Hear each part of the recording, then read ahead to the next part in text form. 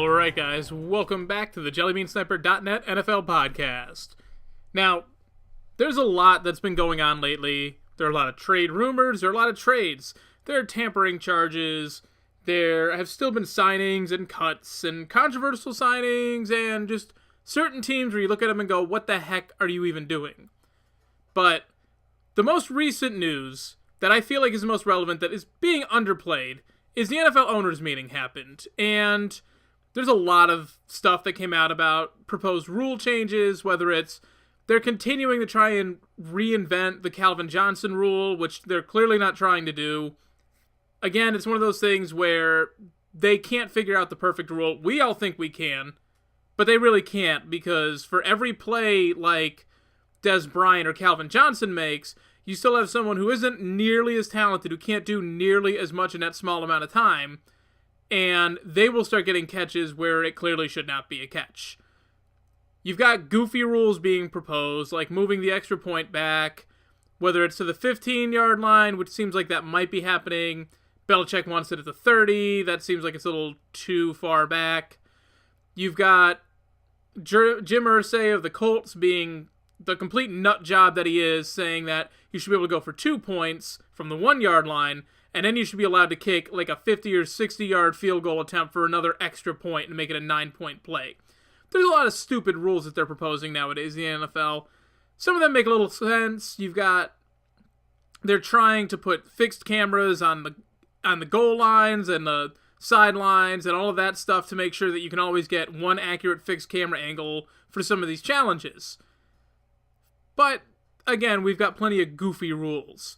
But the one rule that did get approved and is being completely overlooked, and I feel like is the most important rule they can do if they really do want to regulate safety, and this will tie into something a little bit later on, they have proposed a rule to put an independent doctor on the field to diagnose concussions. Not a big deal. They already had one of those. But the big deal is this person can stop the play of the game. It won't cost either team a timeout. It will exclusively be if we have a Julian Edelman situation like we do in the Super Bowl. We can debate whether or not he had a concussion or not. That's not the point of bringing him up. The point is, he was woozy on the field, he never got taken off, and he was allowed to continue playing. Now there will be a doctor on the sideline seeing him like that. The doctor's job is to observe the field, and if he sees a player like that, take him off the field so he can get the proper concussion protocol. This has been a big push-button topic for a lot of reasons. There are a lot of players concerned about player safety. The big storyline last week was that Chris Borland, the stud linebacker for the 49ers, someone who needs another middle linebacker now that Patrick Willis suddenly retired, after one outstanding rookie season has decided to call it a career because he was not willing to take the risk of CTE later on in life. He thought he may have had a concussion during training camp. He knows he's had 2 previously in his life, and he was fully prepared going into the season for it to be a one-and-done type of deal, just to prove that he could make it. He made a hell of an impact. He's going to give back 3/4 of the signing bonus, the portion that he feels he did not earn, and he's decided to go in a different direction, and good for him for making the decision on his own. It's more difficult to retire than to stay in the league. You've got a lot of pressure for people to say that, but I can understand why he did that. You're worried about your safety. The NFL is saying all the right things and saying they're addressing concussions. And Roger Goodell came out and said the concussions were down, I think, 50% last season. So obviously whatever they're doing is helping. As much as it might be stupid seeing them wear the throwback uniforms, they still have the modern helmets and it kind of throws it off. There are steps being taken towards concussions, but it's just further proof that we have a long way to go if having a doctor on the field to be like, hey, that guy's got a concussion, ref, stop the game and get him out of there.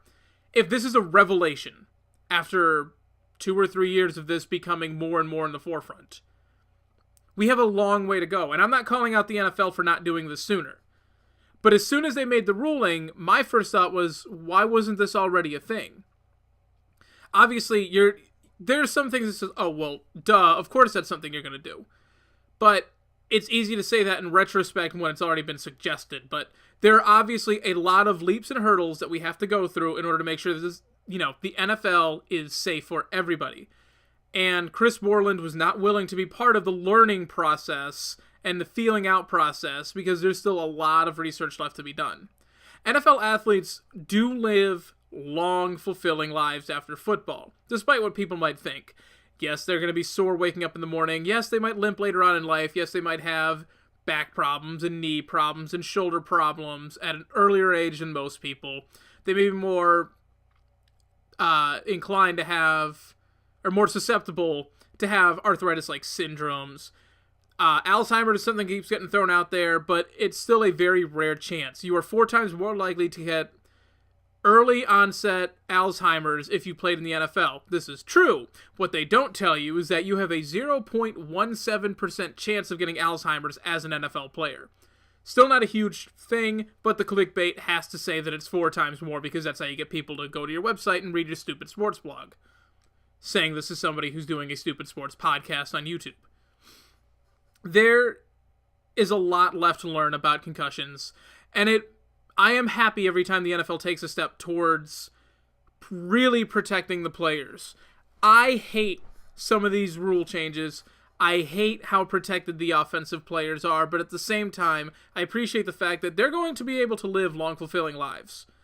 I've seen people laid out and become paralyzed later on in life because of hard hits, because of being laid out, landing on their heads wrong, doing a block wrong.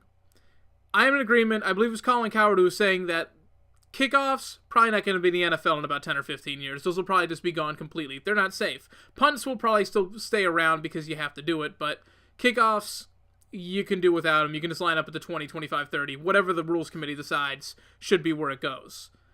You can just line up and go. And if they think that's better for player safety, then that might be what they're going to do. That's going to put a lot of people out of jobs, though. It's going to put a lot, you got 32 NFL teams, and you've got 32 standout special team specialists. They also have other players they keep on the team as special teamers. So you've got a lot of people who are very good at special teams not going to be in the league. And at the same time, it makes someone like Michael Sam, who's trying to get back in the league after the Veterans Combine, one of the big knocks on him is because he's a late-round pick and he couldn't play special teams, he got cut. Well, then, if you don't have nearly as much special teams, he's got a better chance of making a roster as a backup and a reserve. So there's a lot going on in player safety, and I'm glad that at least amongst all of these dumb, goofy rules that some of these people are just thrown out there, one that was actually worthwhile got passed, and that's the one we're not going to hear about that much. Now, obviously, we got a lot more to get to. It's been a couple weeks. We got all of the big free agent signings out of the way relatively early. I mean, we got some intriguing names that got signed over the the previous, 15 days or so since the last podcast, but we didn't really get, the big names were already signed, basically before free agency started. We can go through some of these, but one thing I want to get to real quick, this is a story that I have been talking about a lot throughout the entire season of the podcast, is Devin Still, his daughter Leah, and her battle with cancer. The news came out today. He announced it on Instagram that as of today, yesterday, the 25th, her cancer is 100% in remission. Now, obviously, that doesn't mean that she's cured, but what it means is that she gets to live cancer-free for who knows how long. It could be a couple of months, it could be a couple of years, it could be the rest of her life. You never know. Remission is funny, it works that way. It goes, sometimes it goes into remission and you never see it again. Sometimes it goes into remission and it's only gone for a little while. It's obviously something that's going to have to keep being monitored, but obviously, as of right now, she has won her fight. You can't lose this fight, but obviously she's on the right path in fighting this fight and making sure that she can live a long, fulfilling life, hopefully. So, and Devin Still himself got re-signed by the Bengals. He was a free agent out there, but he signed a new contract with them, so he's taken care of. And hopefully now he can temporarily bookmark it, but close the book on it and focus on football. If you look at him, I follow him on Instagram, and he's working at getting in better shape, obviously running between hospitals, flying all over the country. Your body's going to suffer a little bit, so he's been working hard at getting in better shape. So I don't know if he's ever going to be a star in the NFL. I don't know if he's ever going to crack a starting roster, but he's going to put himself in a good position to have a very productive career whether it's as a secondary starter or a backup or whatever it may be, at least. He's still young. He's still got a long career ahead of him. A defensive lineman can have longer careers, so there's no saying where his career will go, but thankfully right now he can focus on his career. Now we go from that to a couple of the really terrible stories from last season. Some of the highlights of what was just a miserable season for Roger Goodell and the rest of the NFL. Dallas Cowboys have signed Greg Hardy to a 1-year deal. I believe it is worth up to $12 million, but it is all incentive laden, and you have to, he gets paid basically. His contract is on a per game basis. So if he gets suspended 6 games, he's not going to get paid $11 million for the rest of the season. He's going to only get paid X amount of dollars for whatever game he plays. I feel like the Cowboys need a pass rush. Greg Hardy is a tremendous talent on the field. And the Cowboys, and you can knock Des Bryant all you want with this tape that never materialized, so I'm pretty sure it doesn't actually exist. Either that or Jerry paid someone off. The Cowboys are good with players who have a lot of difficulty off the field. This might not be a bad deal for him. Yes, they're going to baby him a little bit, but they went through Michael Irvin. They're going through Des Bryant. They can do this kind of stuff, so I don't think for the Dallas Cowboys it is a bad ad. Now, my personal feelings for Greg Hardy thrown out the window. You can debate whether or not you think the girlfriend got paid off. I'm inclined to believe she did if he already got convicted and then went through the second time and then all of a sudden was innocent. Or not guilty, whatever the official ruling is. I think it's a risk-reward thing, and I think with the Cowboys, it's worth taking the risk because with a better pass rush, they could have been a Super Bowl team this year. Ray McDonald, I'm staring at this on the front page of ESPN. He just signed a contract with the 49ers. He has had 2 incidents with domestic abuse in the last 7 or 8 months or so since the beginning of the season. The one where he apparently beat his pregnant girlfriend or fiance, and then another thing that came up that made the 49ers release him. Bears are another team where their defense is so struggling. They're going to take anybody they can get a flyer on, and players are going to get a second chance. And I think we need to take a step back and realize that domestic abuse is not a new thing in the NFL. Plenty of players have had domestic abuse convictions and still managed to play in the NFL without even a 1-game suspension or a fine. I don't think that's right, but this is still, much like with concussions, this is a transition period. They're going to get it right eventually. They have no choice but to get it right, but they're still working on it. And I mean, as of right now, Greg Hardy's still not reinstated. He's probably still facing a suspension, so it's not like he's just going to come back in and play 16 games. So it's, those are 2 players who are coming back into the league and will hopefully for their new teams have an impact on the field and not as much off the field. And the big one is Adrian Peterson is still out there. He's still on the Vikings. His agent doesn't want him there. They've come out and said they just don't want to be there. The Vikings aren't going to cut him. They are saying they have no plans on trading him. Everyone thinks the Cardinals should jump and try and take a chance on him. I do think that would be the best fit for him because that would benefit him and it would benefit the Cardinals. Again, personal feelings aside, he's still probably the best running back in the NFL, assuming that he can pick up where he left off, and he's coming off a season of rest. So I still think he's got something left in the tank. I think he'll have a chip on his shoulder, and I think he's going to want to run through some people. And whether that's in Arizona, who just picked up Mikey Upati, who he can get behind and run, wherever that may be, I feel like he's going to have a good season next year. And we do have to look at all of this for on-the-field stuff and not off the field. And Adrian Peterson is a future Hall of Fame running back, and this isn't going to put, this is a topic where, with domestic abuse, everyone can kind of agree and say he was wrong. With what Adrian Peterson did, you have the 2 extremes. You have people like me and a lot of people, Democratic if you want to say that, Northerners if you want to say that, who think that that is completely brutal and is arguably worse than what Ray Rice did or Ray McDonald allegedly did or what Greg Hardy did. Then you get people in the South who say this is just a way of growing up. So this is a little tougher because for me personally, I think he's a completely despicable human being, and yet what he did is not necessarily morally wrong in certain parts of the country. It's a little tougher to debate, and that's why I think with him coming back into the NFL, it's going to be a lot easier. And besides that, I'll skim through some of these free agent signings that have happened. I've only got some of the highlights. I'm not going to go through every single one. What the hell are the Philadelphia Eagles doing? That's a question a lot of people are having right now. And I think they do have a plan. I really do. I'm not sure what it is yet, but I feel like Chip Kelly does actually know what he's doing. Now, again, because he doesn't have the Super Bowl rings, a lot of people say that you can't just come out and do whatever the hell you want. But if you have the authority to build a team, then I think you let the man build a team. Obviously, he got that promotion for a reason. Let him do his thing. I do question why you would sign DeMarco Murray and you would sign Ryan Matthews. But I understand a lot of people are saying, well, why would you get rid of LaShawn McCoy for the money that you just signed these two for? Well, that's exactly the point. You just made it right there asking that question. You traded one running back.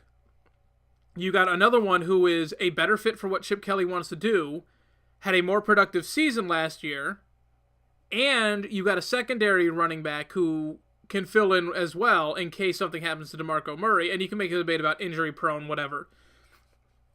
But you picked up two running backs who were pretty good for the price of one, and on top of that, you got a great young inside linebacker thrown in on top of it. You made off pretty good. That's a better way to spend your money than, say, what the Miami Dolphins are doing, in which next season the cap hit on Ndamukong Suh is going to be $26 million to $28 million, and they're going to have to consider re-signing Ryan Tannehill because he's a free agent after this year.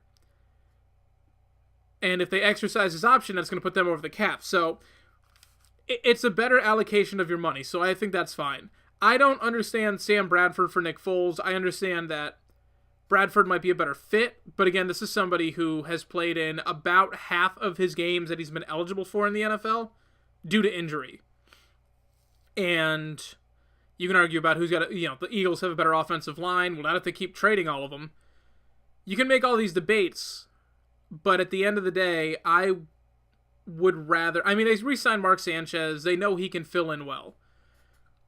But when they said, a story came out that the Cleveland Browns offered a first-round pick for Sam Bradford, I would have taken it.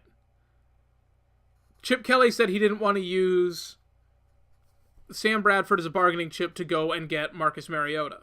Well, I'm sorry, but because he doesn't want to lease his future. Well, I'm sorry, but if the Cleveland Browns can flip you the number 11 pick, and you can package your first-round pick, that first-round pick, and let's say the second-round pick, and flip it for the number 2 overall pick, I'm sure it would cost a little bit more than that to get Marcus Mariota. I feel like that's a more reliable option, because you would still have Mark Sanchez on the roster. So if Mariota's got to sit for a year, which presumably in Chip Kelly's system he wouldn't have to, but he could sit for a year and they'd be fine. I don't understand Sam Bradford, but that's just me. Obviously, it's not my call. And who knows, this could all work out and we'll laugh. And if it doesn't, then you know what? I'm sure Chip Kelly can find a gig pretty easily back in college football, and he can wipe all of this away. Just like Bobby Petrino and Steve Spurrier in the NFL. People barely even remember that. So, I do question some of what the Eagles are doing. I just feel like it's weird to see them shed so much so quickly, but this could work out. I do think they're going to take a step backwards next year. I do feel like they might have to go 9-7, 8-8. Like, I feel like they'll step back, and I think the Cowboys are going to be, still a contender for the division title. And I think one team you guys really need to keep an eye out on is the New York Giants. I really think they'll contend for the division title next year.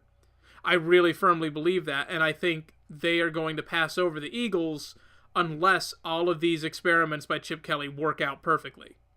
So, there's a lot that remains to be seen, and again, we can't predict what the NFL is going to look like in September when we're still in March. Again, you can look at, if you want to take a quick look and say, who won free agency this year? Well, the Dolphins, basically the AFC East except for the Patriots, won free agency. The Bills added a bunch of pieces to make their team better. They still have a quarterback issue, but they added a bunch of pieces. They got Matt Castle, who they feel like could fill in well. He might fill in well. He did pretty well when he had a bunch of weapons in New England, so maybe that will work out for him, and assuming he's going to have a really good running game to help him. Same thing with the Jets. They went out, they got Ryan Fitzpatrick, who's inconsistent, but when he's good, he can be a Pro Bowler. When he's bad, you want to bench him for anybody. And the Dolphins went out and gotten Ndamukong Suh, leased their future, presumably, for 2015 and hoping that they could contend. They had to put the best cast of talent they could around Ryan Tannehill to see if he is worth investing a ton of money into. And I get that gamble, but it's still a gamble nonetheless. You can say those teams won. You could say that the Indianapolis Colts won by adding some veteran leadership pieces who maybe someone like Frank Gore, you can assume he's going to have something left in the tank. Maybe he doesn't. Maybe Andre Johnson doesn't have anything left in the tank, but a lot of people are assuming that he's going to be a much better weapon with Andrew Luck throwing him the ball as opposed to Matt Schaub or Ryan Fitzpatrick or whoever else he had to go through in Houston. You know, you can look at some of these teams and say they won. Well, what happens to the winners of free agency? They usually lose a lot of games. So, again, you can't say the moves that happen in March matter. It's the moves that happen at the end of April and the beginning of May. The draft. That's where the big differences are going to come. And if Chip Kelly is just saying, screw it, let these guys go, I'm going to bring in new guys and just swap them out, it doesn't matter because obviously he's got a system in place. If he feels like he's getting better value, then let him get better value. The Patriots let Darrelle Revis walk. Well, guess what? They're probably still going to win a division at 12-4 next season. Because Darrelle Revis helped in the Super Bowl. He helped in the playoffs. But in the regular season, they went 12-4 and they still won most of their games by 20 points.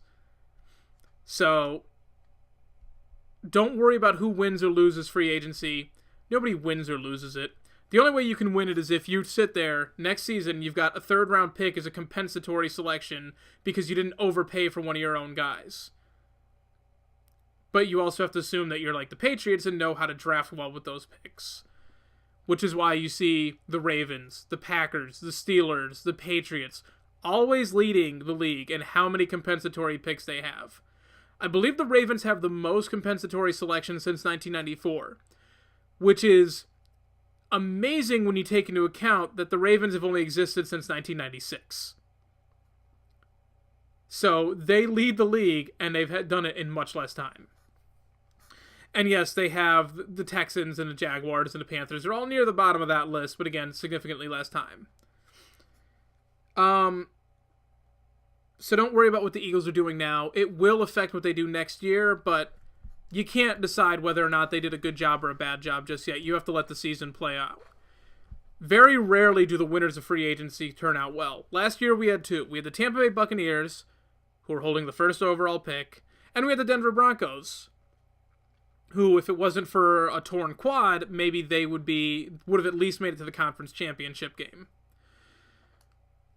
Maybe not. Who knows? But they did it in two different approaches.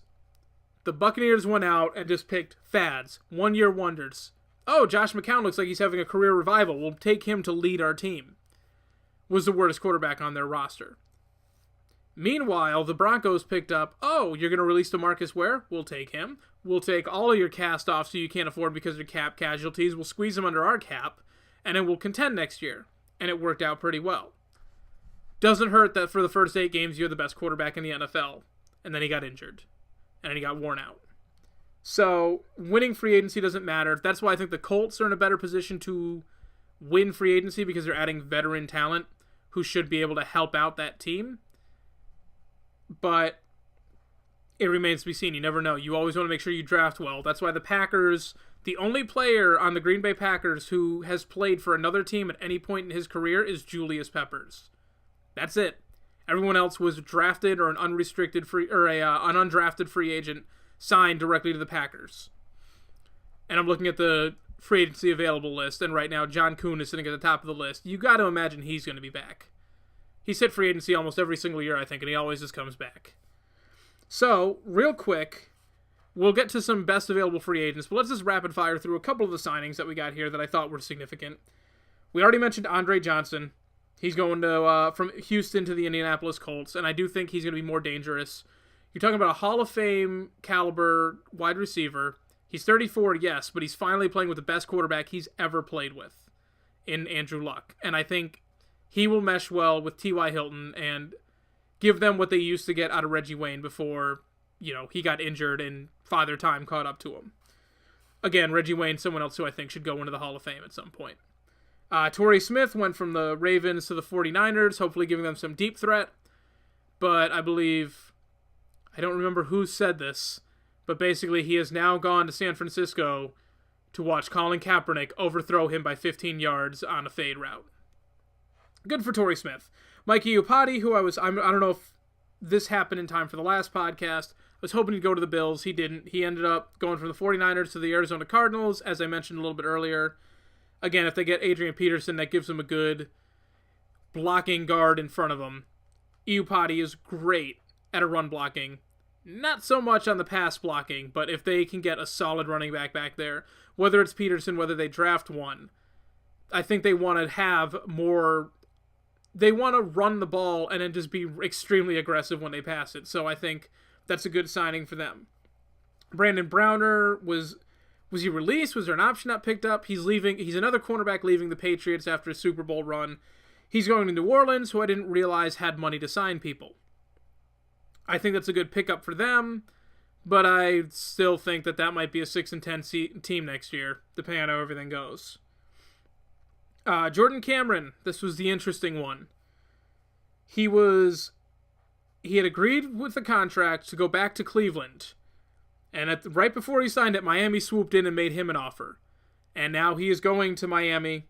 Good weapon there for Jordan Cameron, for Ryan Tannehill, if Cameron can stay healthy, and hopefully he does. As a result of that, Charles Clay went to the Buffalo Bills, which is where people thought he was going anyways, but the Bills, he is getting paid more than every tight end in the NFL except for Jimmy Graham next season, because of the way the Bills front-loaded the contract to put a lot of money in the first year, but also a ton of money in the second year, so the Dolphins could not match because he was on the transition tag. I think the Bills overpaid on that. Tight end is very important in Greg Roman's offense, and unfortunately the Bills went through. We're so sure they were getting Charles Clay and released Scott Chandler, their number one tight end. He then went and signed with the Patriots.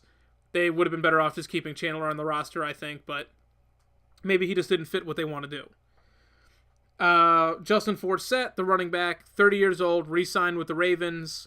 Probably a good pick for him, especially because Bernard Pierce, the guy who was supposed to pick up the slack for Ray Rice, he got arrested on a DUI, and the Ravens, pretending to be on their moral high horse now, released him for a DUI. I'm very against driving while intoxicated. I'm not, again, I don't drink, but this isn't about me being on a moral high horse about drinking. It's just, you see too many accidents, too many people getting killed from a DUI. It's just, dude, you're rich, call a cab. But, he immediately got picked up off waivers by the Jaguars. This is just the Ravens now, because they had to cover up for one, now everyone else is going to suffer. But I need to get off my moral high horse, because the Ravens are probably one of the top 4 picks to win the Super Bowl next year. Deservingly so. At the end of the day, they do a hell of a job as a football team on the field. I just don't like some of their organizational decisions. Tennessee went a little nuts, re-signing Derek Morgan and signing Brian Arakpo. And they were in the running to try and bring James Harrison over. Now that Dick LeBeau has gone from Pittsburgh over to Tennessee. But James Harrison decided to go back to Pittsburgh. I don't blame him. It seems like the Titans are adding way too many pass rushers, and you got to figure. They came out and said that, and I read this a little differently. I think people want to know who's going to draft who. They said that if they drafted Marcus Mariota, he would be a day one starter. And people took that as, oh my God, they think he'd be a day one starter there. No, they're saying that in order to justify taking him with the number 2 overall pick, he would have to be a day one starter for them. So if they made the decision to draft him, they would feel like he could start with them from day one. So don't read too much into that. They still might take another pass rusher. Who knows who they're going to take? Maybe they'll try and trade out of it. Maybe that rumor of Phillip Rivers getting traded with a first-round pick from the Chargers for that number 2 overall pick, maybe that's in play. Maybe it's Drew Brees getting traded. All of these quarterbacks in the trade rumor now, and all of that open just because we've already had so many ridiculous trades this year. you have Akeem Ayers going from the New England Patriots, had a little bit of a career revival with them. He's going to St. Louis. Going along with him, and they surprised people at a news conference, Nick Fairley has also signed with the St. Louis Rams because they needed another defensive lineman. Jesus freaking Christ. That is going to be a scary defensive line. They're actually going to have their starting quarterback on the field, but they still have nobody to throw the ball to, so they better pick up a wide receiver. C.J. Spiller went from the Buffalo Bills to the New Orleans Saints. He's going to be Reggie Bush. Good for him. I feel like that's a good place for his skill set. They have Mark Ingram there. They re-signed him, so hopefully they're not going to plan on running him up the gut a bunch like they tried to do in Buffalo. I knew C.J. Spiller was leaving the whole time. I just honestly thought he was going to be an Indianapolis Colt. Kenny Stills, meanwhile, with the New Orleans Saints being busy, they traded Kenny Stills, who apparently Drew Brees did not like very much, to the Miami Dolphins for a third-round pick and Daniel Ellerbe. It just seems like they were trying to get Ellerbe's contract off because he was way overpaid. He'll probably get cut. Then the Saints traded Ben Grubbs, their guard, for an undisclosed draft pick to the Kansas City Chiefs. They're having a fire sale. They're just having a fire sale. I don't understand. Obviously, the big one is, the biggest news coming out afterwards was DeMarco Murray going to the Philadelphia Eagles. Well, in an attempt to replace him, the Dallas Cowboys went out and got Darren McFadden from the Oakland Raiders. Ha ha ha, Arkansas connection joke with Jerry Jones. Darren McFadden might actually be able to do good behind that offensive line, and if he doesn't, then he needs to be cut from the league. And as a result of that, see, there's a whole domino effect now. Frank Gore goes from the 49ers to the Colts, and because of that, the Colts finally get rid of Trent Richardson, who now finds himself in Oakland. Why? Why would a team sign Trent Richardson? He was averaging 2.1 yards to carry, and you put him in a team. Literally, the only way the Raiders could do any worse at running back is if they went and got Trent Richardson, and that's exactly what they did. I don't understand the logic behind this one. It's a dumb move, and that's why the Raiders are the Raiders. Vince Wilfork, after getting released by the Patriots, did sign with a new team. He is now on the Houston Texans. He will now just be a run. He will do run support, you would think, being lined up with J.J. Watt, who is a monster, obviously, and hopefully Jadeveon Clowney can get on the field. So that makes a pretty good defense right there with a good core in your front seven.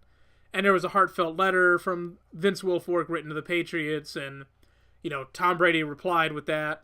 It's unfortunate to see Vince Wilfork go from the Patriots. He was really loved around here, but that's the business aspect of it, and he got a better send-off than a lot of people do around New England.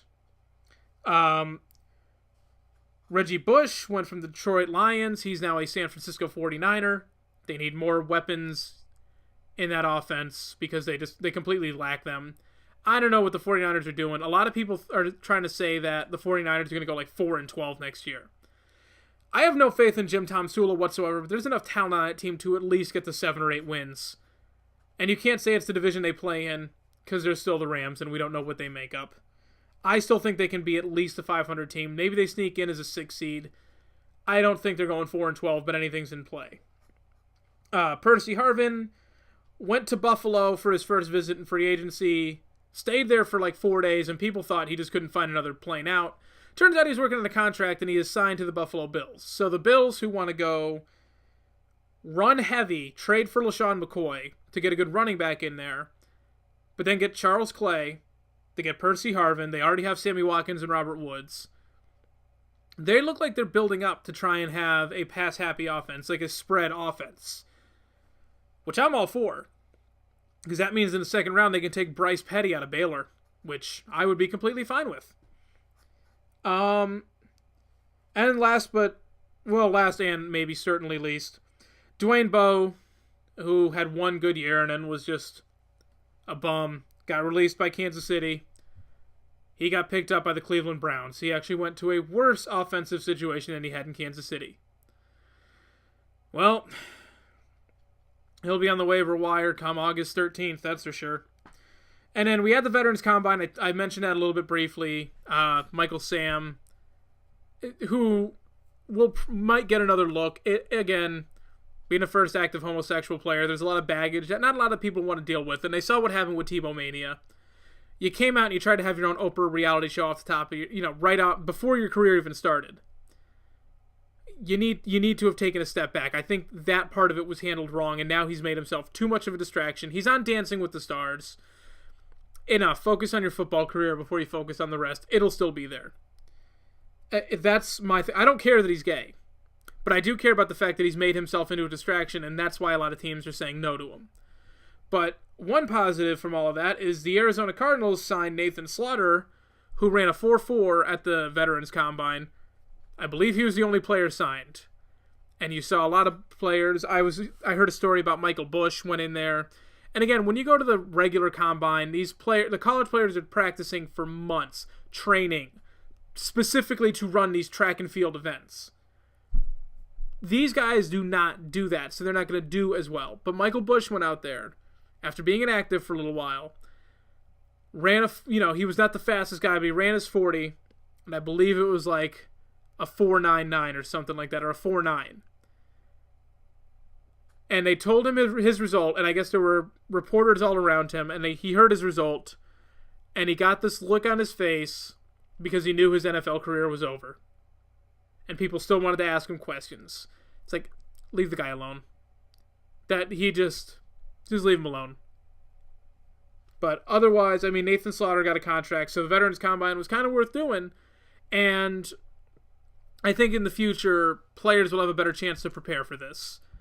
But it's unfortunate for every player like Nathan Slaughter who gets a contract. You got people who it just doesn't work out, and it basically ends their career. So with that out of the way, let's take a quick look now at some of the best remaining free agents. You've got Denarius Moore is listed here as a good free agent. I don't know why. If he was that good of a wide receiver, the Raiders might have used him.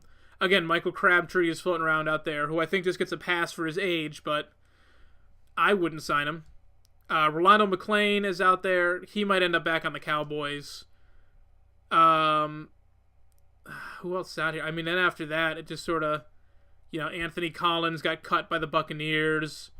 That's someone in training camp you need some offensive line depth.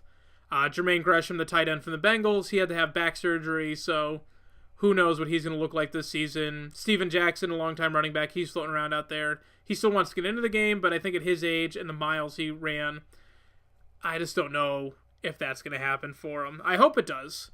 Greg Jennings got cut by the Vikings. He's floating around. He'll probably get picked up for veteran minimum. Let's see. BJ Raji is still floating around for anyone who needs to, fix up their defensive line. Brandon Spikes is floating around if you need a run stopper at linebacker. Who else? Steven Wazinski, who apparently the media loves as a center, but the NFL does not. He's still available.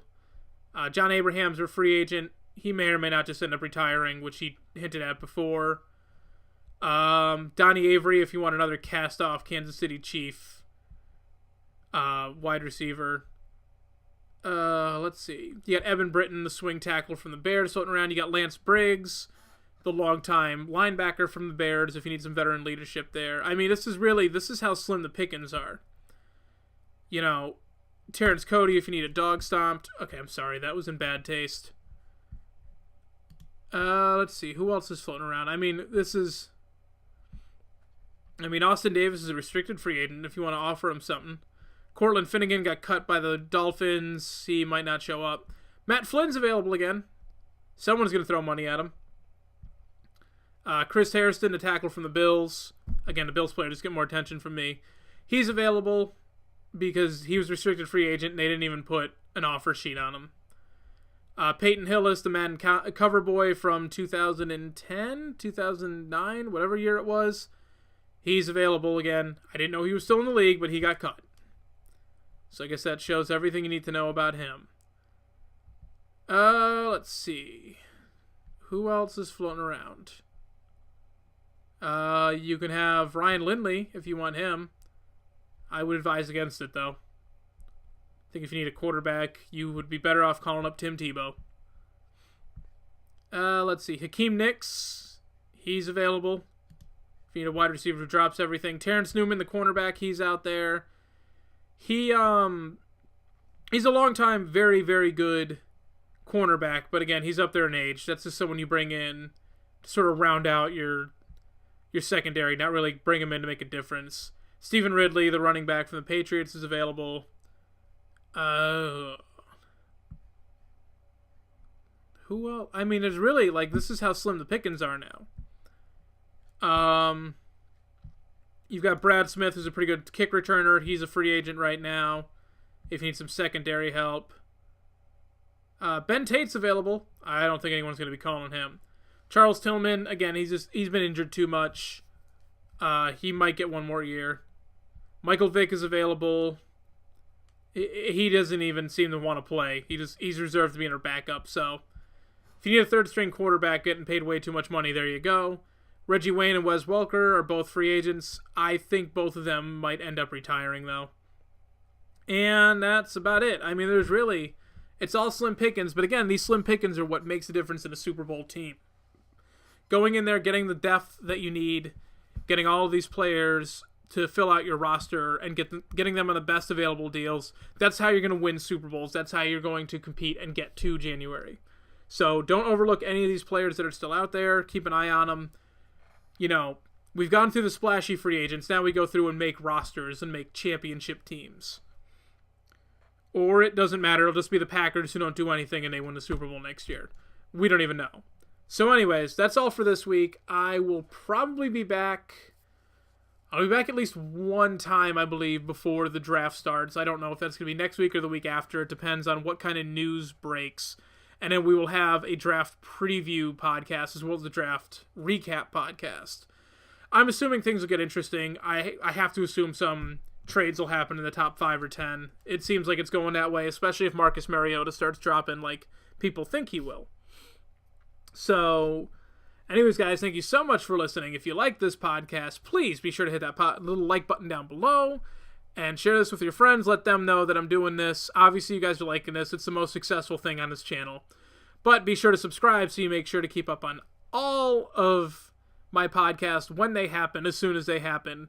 I'm going to get to work, actually get to work on getting this on iTunes, and I will let you guys know how that goes when it's available so you guys can get it there, because I know I like to listen to podcasts much better on my phone as opposed to loading them up on YouTube or whatever it may be and listening to them on the web. But yeah, the question of the day is in the box below. Let me know which of these secondary picks, which of them do you think is going to make the most impact, whether it's going to be Andre Johnson. I think we can rule that DeMarco Murray should be considered one of the top-tier guys signings, but Andre Johnson, Mike Iupati, Nick Fairley, CJ Spiller, Trent Richardson, if you're really delusional. Let me know who you think is going to make the biggest impact and who will actually turn out to be a great signing. So make sure to comment down below with the answer to that. And thank you guys so much for listening. And I will see you guys next time. And hopefully, no more idiots.